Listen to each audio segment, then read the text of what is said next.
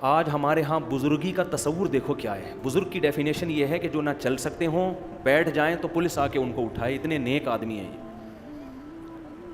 سمجھ رہے ہو, اتنے نیک ہیں, حضرت لیٹتے ہیں اٹھ ہی نہیں پاتے, اتنے نیک, چل ہی نہیں سکتے.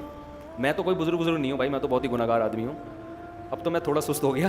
مجھے یاد ہے پہلے میں وضو کرنے آتا تھا نا, 1 منٹ ہوتا تھا, لوگ دیکھ رہے ہوتے امام صاحب مارکیٹ سے شارٹ ہیں. اچانک میں مصلی پہ ہوتا تھا نا, تو لوگ کہتے ہیں کس ٹائپ کا امام ہے یار.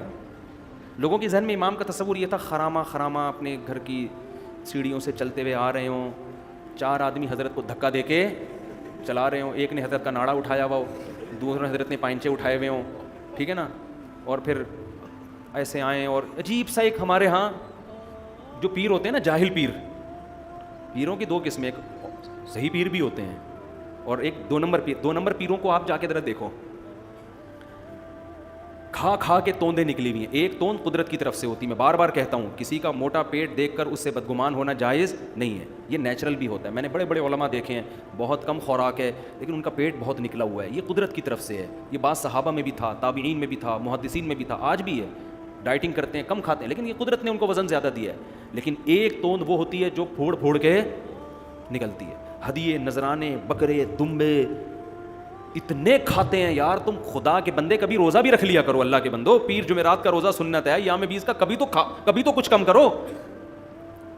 قرآن داؤد علیہ السلام کی تعریفیں کر رہا ہے, ایسی بہادری سے لڑے. تو کیا داؤد علیہ السلام معاذ اللہ ایسے ہوں گے کہ چلا نہیں جا رہا, بیٹھا نہیں جا رہا؟ سلمہ ابن اکوع رضی اللہ تعالیٰ عنہ صحابی رسول ہے, گھوڑے سے تیز دوڑ لیا کرتے تھے, گھوڑے سے تیز.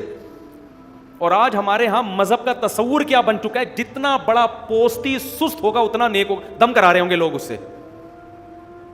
سے کیا کروا رہے ہوں گے, دم کروا رہے ہوں گے. اور اگر کوئی جاگنگ کر رہا ہے, گھڑ سواری کر رہا ہے, بھاگ رہا ہے, دوڑ رہا ہے, چست ہے, ہل رہا جل رہا ہے, فضول قسم کا آدمی. بزرگ تو یہ ہو ہی نہیں سکتا. تو یہ اسلام کا کیا کانسیپٹ ہم نے دماغ میں بٹھا لیا. اسلام تو آپ کو فجر کے لیے کیوں اٹھا رہا ہے, سلانے کے لیے تھوڑی اٹھا رہا ہے. وہ بھائی یہ ٹائم ہے اٹھنے کا. کامیاب قومیں صبح کے وقت اٹھا کرتی ہیں, ناکام قومیں 12 بجے سو کے اٹھتی ہیں. خیر کہاں سے کہاں بات چلی گئی.